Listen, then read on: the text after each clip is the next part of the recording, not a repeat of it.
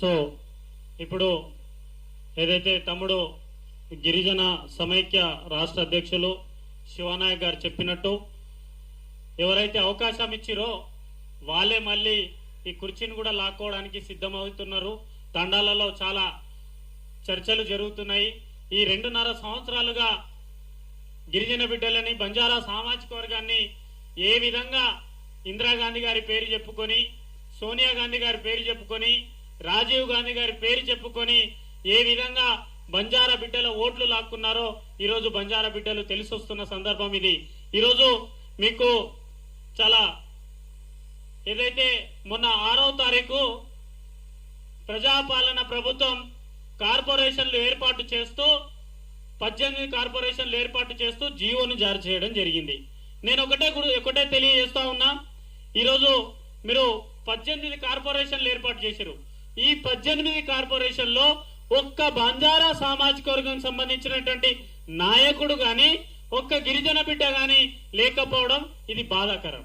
అలాగే ఈ కార్పొరేషన్ లో మీరు చెప్పినటువంటి తెలంగాణ ప్రదేశ్ కాంగ్రెస్ కమిటీ అభయహస్తం పేరు మీద తీసుకొచ్చినటువంటి ఈ మేనిఫెస్టోలో మీరు చెప్పినట్టుగా గిరిజన బిడ్డలకు 3 కార్పొరేషన్లు ఏర్పాటు చేస్తాం, దాని ద్వారా సంవత్సరానికి 500 కోట్ల రూపాయలు కేటాయిస్తామని చెప్పేసినటువంటి ఈ యొక్క మేనిఫెస్టోలో మరి ఈ మేనిఫెస్టో ఇప్పటి వరకు గిరిజన బిడ్డలకు ఎందుకు ఇంప్లిమెంట్ కావడం లేదు? ముఖ్యమంత్రి రేవంత్ రెడ్డి గారు దీనికి సమాధానం చెప్పాలి. ఇప్పటికీ 2.5 సంవత్సరాలు గడిచింది అంటే సుమారు 2.5 సంవత్సరాలు అంటే ఇప్పటికీ 1500 కోట్ల రూపాయలు గిరిజన బిడ్డలకు అంటే సంవత్సరానికి 500 కోట్లు కేటాయించు దానికి కార్పొరేషన్ ఏర్పాటు చేస్తా అని చెప్పేసి అన్నారు. మరి ఈరోజు సంత్ సేవాలాల్ మహారాజ్ కార్పొరేషన్ ఎటుపోయింది? ఎందుకు దీన్ని మీరు పక్కన పెట్టారు? ఈరోజు ప్రభుత్వం ఏర్పడిన అప్పటి నుండి ఈ రోజు వరకు ఏదైనా సామాజిక వర్గానికి అన్యాయం జరుగుతుందంటే అది కేవలం గిరిజన సామాజిక వర్గానికి మాత్రమే అన్యాయం జరుగుతుంది.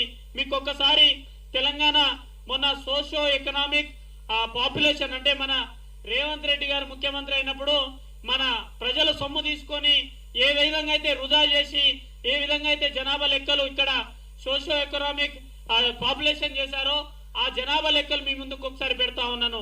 ఏ కమ్యూనిటీకి ఎంత పాపులేషన్ ఉంది, వారికి ఎన్ని కార్పొరేషన్లు కేటాయించారు, మరి బంజారా సామాజిక వర్గానికి సింగిల్ లార్జెస్ట్ కమ్యూనిటీ తెలంగాణలో ఎందుకు కార్పొరేషన్ కేటాయించడంలో మీరు వెనుకబడుతున్నారు?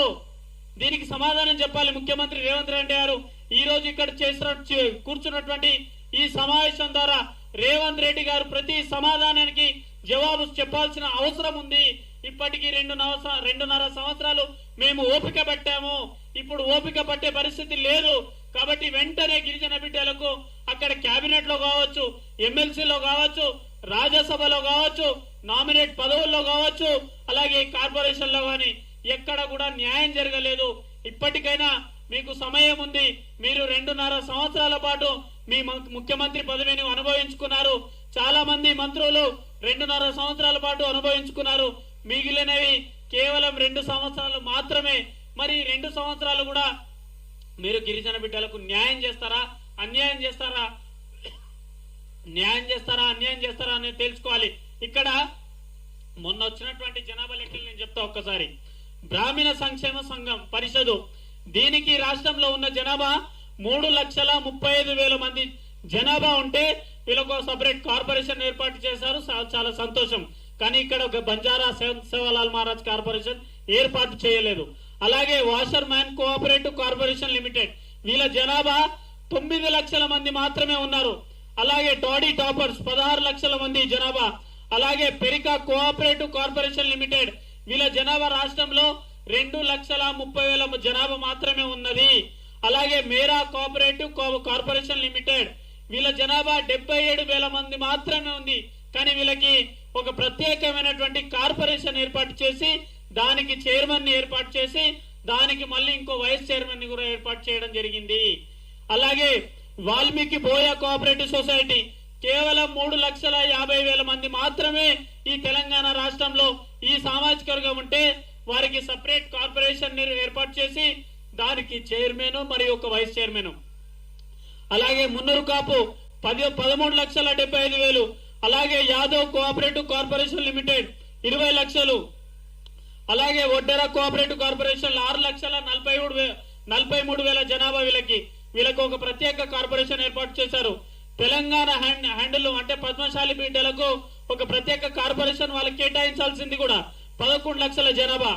అలాగే కమ్మ కార్పొరేషన్ 3,67,000 మంది జనాభా ఉంటే వాళ్ళకు ఒక ప్రత్యేక కార్పొరేషన్ ఏర్పాటు చేశారు.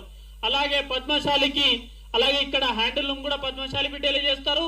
ఇక్కడ మళ్ళీ ఇంకోటి అంటే రాజకీయ నాయకులకు వాళ్ళ పెత్తనాలకు ఈ పద్మశాలి కోఆపరేటివ్ కార్పొరేషన్ లిమిటెడ్ గా ఒకటి ఏర్పాటు చేశారు. అలాగే తెలంగాణ భట్టరాజ కోఆపరేటివ్ సొసైటీ వీళ్ళది కేవలం 21,000 జనాభా మాత్రమే ఈ తెలంగాణ రాష్ట్రంలో ఉన్నది. మీరు ఒకసారి గమనించాలి.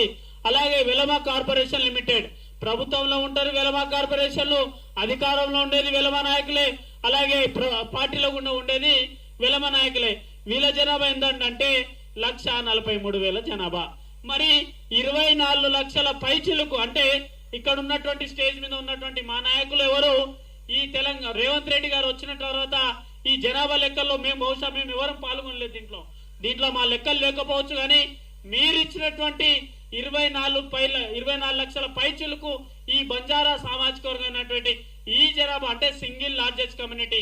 నువ్వు గెలిచినటువంటి అసెంబ్లీ సీట్లలో సుమారు 45 నుంచి 50 నియోజకవర్గాలు బంజారా బిడ్డలు, కేవలం బంజారా బిడ్డలు మాత్రమే ఓట్లేసి ఈరోజు రేవంత్ రెడ్డి గారిని ముఖ్యమంత్రి చేసుకున్నాము. పొంగులేటి శ్రీనివాస్ రెడ్డి గారిని మంత్రిని చేసుకున్నాం. ఉత్తమ్ కుమార్ రెడ్డి గారిని మంత్రి చేసుకున్నాం. కోమటిరెడ్డి వెంకటరెడ్డి గారిని మంత్రి చేసుకున్నాం. కానీ గిరిజన బిడ్డలకు ఇప్పటి వరకు కూడా కేబినెట్ లో అవకాశం దక్కకపోవడం, ఇది గిరిజన బిడ్డల పట్ల ఎంత గౌరవం ఉన్నది, గిరిజన బిడ్డలను ఏ విధంగా కాంగ్రెస్ పార్టీ గుర్తిస్తున్నది ఈ సమావేశం ద్వారా మీరు సమాధానం చెప్పాల్సి వస్తుంది. అలాగే మొన్న జూబ్లీహిల్స్ బై ఎన్నికల్లో ఎలక్షన్స్ కోసం హజారుద్దీన్ గారికి కేబినెట్ లో అవకాశం కల్పిస్తూ రిలీజ్ ఒక జియో కాపీ రిలీజ్ చేయడం జరిగింది. ఈ యొక్క కాపీలో మా doctor Ramachandra Naik deputy speaker గా అనౌన్స్ చేశారు. మరి డాక్టర్ రామచంద్ర నాయక్ గత 8 నెలల నుంచి మరి ప్రజాపాలన ప్రభుత్వంలో డాక్టర్ రామచంద్ర నాయక్ గారికి ప్రమాణ స్వీకారం చేపించడానికి సమయం దొరకడం లేదా? మరి దీన్ని ఎవరు పట్టించుకోవాలి ఈ విధంగా? ఎందుకంటే ప్రభుత్వం ఏర్పడక ముందు నుంచే మేము మా జనాభా 10% ఉంటే మా లెక్కలు 30 లక్షల పైచిలుకుంటే కేవలం 4 మాత్రమే ఎమ్మెల్యే సీట్లు కేటాయిస్తూ 7 సీట్లు ఇతర కులాలకు కేటాయించి మమ్మల్ని అక్కడ అన్యాయం చేశారు. అరే ప్రభుత్వం వస్తే మనకి కేబినెట్ లో వస్తుంది, ప్రభుత్వం వస్తే మా నాయకులకు అవకాశం కల్పిస్తాము. ఈ 10 సంవత్సరాల పాటు కాంగ్రెస్ పార్టీ జెండా మోసింది కూడా కేవలం ఈ బంజారా బిడ్డలు. ఇప్పుడు మీరు కేటాయించినటువంటి ఈ పదవుల్లో ఎవరు కూడా కాంగ్రెస్ పార్టీ కోసం పనిచేసినటువంటి నాయకుడు ఎవరు కూడా లేరు. గత 10 సంవత్సరాల్లో ముఖ్యమంత్రి రేవంత్ రెడ్డి గారు కూడా కాంగ్రెస్ పార్టీ కోసం పనిచేసిన నాయకుడు కానే కాదు. అయినప్పటికీ ముఖ్యమంత్రి చేసుకున్నారు, నామినేట్ పోస్టులు ఇచ్చారు, కార్పొరేషన్లు ఇచ్చారు. కానీ 10 సంవత్సరాల పాటు జైలు పాలైనటువంటి వ్యక్తులు 10 సంవత్సరాల నుంచి ఈ కాంగ్రెస్ పార్టీ అసలు దివానా మొత్తం గాంధీ భవన్ కాల్ చేయాల్సుకున్న పరిస్థితిలో కాంగ్రెస్ పార్టీకి అండా దండా ఉన్నది కేవలం బంజారా బిడ్డలు. కేవలం ఇందిరాగాంధీ గారు ఆ రోజు 108 ఆఫ్ 1976 బంజారా గాంధీ గారి కష్టంతోనే వచ్చినటువంటి రిజర్వేషన్ ద్వారా ఈరోజు గిరిజన బిడ్డలకు రిజర్వేషన్ ఇచ్చారు. కాబట్టి ఆ యొక్క ప్రేమ, ఆ యొక్క విశ్వాసంతోనే ఈరోజు గిరిజన బిడ్డలు ఓట్లేస్తే మీరేం చేశారంటే ఖాళీ పేరు ఎక్కడ కూడా గిరిజన నాయకులను లెక్క చేయకుండా కనీసం సీఎం పేసీలో కూడా మా బంజారా నాయకులు ఉండరు. సీఎం పేసీలో ఉండరు, సీఎం పక్కన ఉండరు. సీఎం పక్కన ఉన్న వ్యక్తులందరికీ రాజ్యసభ ఎంపీలు, నామినేట్ పదవులు, తర్వాత ఎమ్మెల్సీలు, ముఖ్యమంత్రులు, తర్వాత మంత్రులు. సీఎం చుట్టూ ఉన్న వాళ్ళంతా వేరే క్యాస్టులు. కానీ ఓట్లేసి గెలిపించిన మాత్రం మాకు ఎటువంటి న్యాయం జరగడం లేదు. ఇప్పటికైనా ప్రభుత్వం ఆలోచించాలి. ఈ 2.5 సంవత్సరాలు మీరు అన్యాయం చేశారు మాకు. ఈ 2.5 సంవత్సరాలైనా తక్షణమే ఈ బంజారా బిడ్డలకు తొందరలోనే కేబినెట్ లో తీసుకోవాలి. అలాగే ఎమ్మెల్సీ పదవులు ఇవ్వాలి, అలాగే రాజ్యసభలో ఇవ్వాలి, అలాగే నామినేట్ పదవుల్లో ఇవ్వాలి. కేవలం బెల్లయ్య నాయక్ గారికి ఇచ్చారు, అది ఖాళీ డబ్బా ట్రైకారు. దానివల్ల గిరిజన బిడ్డలకు ఎటువంటి ఉపయోగం లేదు. దానివల్ల గిరిజన సామాజిక వర్గానికి రూపాయి ఆదాయం లేదు, రూపాయి దానికి వచ్చేది లేదు, పోయేది లేదు. ఆ ఖాళీ డబ్బా ట్రైకారు బెల్లయ్య నాయక్ గారికి ఇచ్చి అక్కడ ఖాళీ కుర్చీలో కూర్చోబెట్టారు. అంతే తప్ప ఈ ప్రజాపాలన ప్రభుత్వం ఇప్పటి వరకు చేసింది ఏమీ లేదు. కాబట్టి ఇప్పటికైనా ముఖ్యమంత్రి రేవంత్ రెడ్డి గారు నిన్ను ఏ విధంగా అయితే ముఖ్యమంత్రి చేశామో మళ్ళీ అదే విధంగా నిన్ను ఎక్కడ కూర్చోబెట్టాలో బంజారా బిడ్డలు సిద్ధంగా అయ్యారు. తక్షణమే మీరు ప్రభుత్వంలో గిరిజన బిడ్డలకు న్యాయం చేయాల్సిందిగా మేము గిరిజన సంఘాల జాయింట్ యాక్షన్ కమిటీగా హెచ్చరిస్తున్నాం. ఇది రిక్వెస్ట్ కాదు, ఇన్ని రోజులు విజ్ఞప్తి చేశాం, హెచ్చరిస్తున్నాం, డిమాండ్ చేస్తున్నాం. థ్యాంక్